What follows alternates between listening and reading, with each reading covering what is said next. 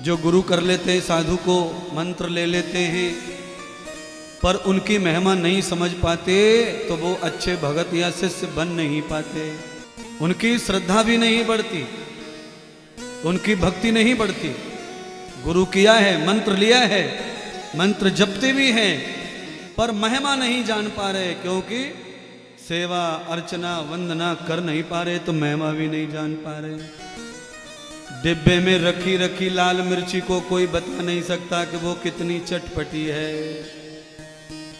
मिर्ची का इशारा कितनी भी लाल हो, केसरिया क्यों ना हो, केसर क्यों ना हो, कश्मीरी क्यों ना हो, पर जब तक वो जीभ पर नहीं जाती उसका अनुभव होता नहीं है।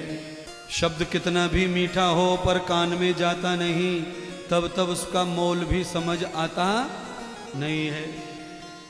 रूप कितना भी सुंदर हो पर आंखों में नहीं, तब तक रूप के कोई महिमा नहीं।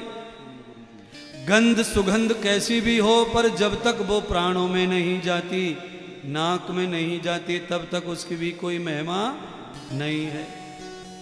ऐसे ही गुरु भगवान जब तक हृदय में नहीं उतरते, तब तक उनकी महिमा भी समझ में आती नहीं है। हृदय में उतर जाने चाहिए, और जिनकी बुद्धि में उतर जाते हैं उनको समझ में नहीं आता, वो खाली उनके साथ व्यवहार करते हैं। और जिनके हृदय में उतर गई महिमा, वो उनके साथ व्यवहार नहीं करते, उनका आहार करते हैं, उन्हें भोगते रहते। आहार प्रवृत्ति यथा मूलम। अहिल्या ने राम को भोगा तो अहिल्या स्वयं देवी बन गई। सबरी ने राम को भोगा तो सबरी भगतानी बन गई। राम आ गए।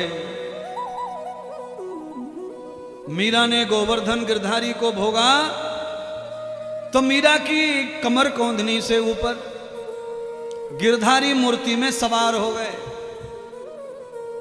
और जब मीरा चाहती, जब ही चेतन हो जाते और दुनिया के लिए फिर पत्थर बन जाते। हृदय में उतार लो, सब लीलाएं हो जाएंगी महाराज। और संत को, गुरु को, भगवान को, कथा को खाली बुद्धि तक रखा तो इसमें तर्क होता है बुद्धि में, ये ध्यान करना।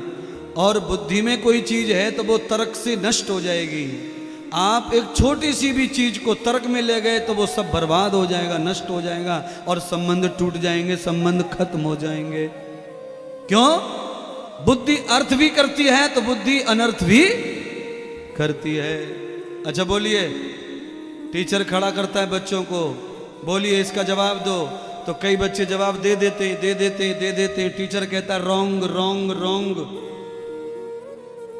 अब बताओ, उत्तर अगर बराबर नहीं दिया, आंसर बराबर नहीं है, तब टीचर रॉन्ग कह रहा है। पर जो भी दिया बच्चे ने दिया तो बुद्धि से ही ना, फिर भी वो राइट हुआ नहीं है, क्योंकि बुद्धि राइट नहीं हो सकती है।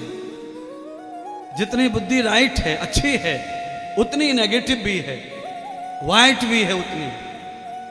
जितना अच्छा सोचती है उतना बुरा भी सोचने में देर लगाती नहीं।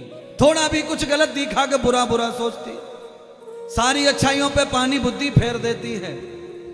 हजारों लाखों गुण देखे पर एक अवगुण को माफ नहीं करती है बुद्धि। जब हम गुरु को बुद्धि से, जब हम संत को बुद्धि से, भगवान को बुद्धि से देखते हैं, तो कंस भगवान को बुद्धि से देखता था, इसीलिए हर बात में दोष निकालता था।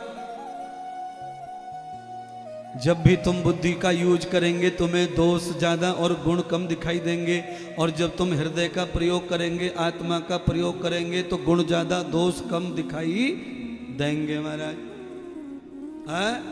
कांटे में क्या दोष है बताओ? चलो, कांटे के 1000 गुण में गिनाऊंगा और तुम 1000 दोष गिना दो। चलो, आज हमारा तुम्हारा कंपटीशन है।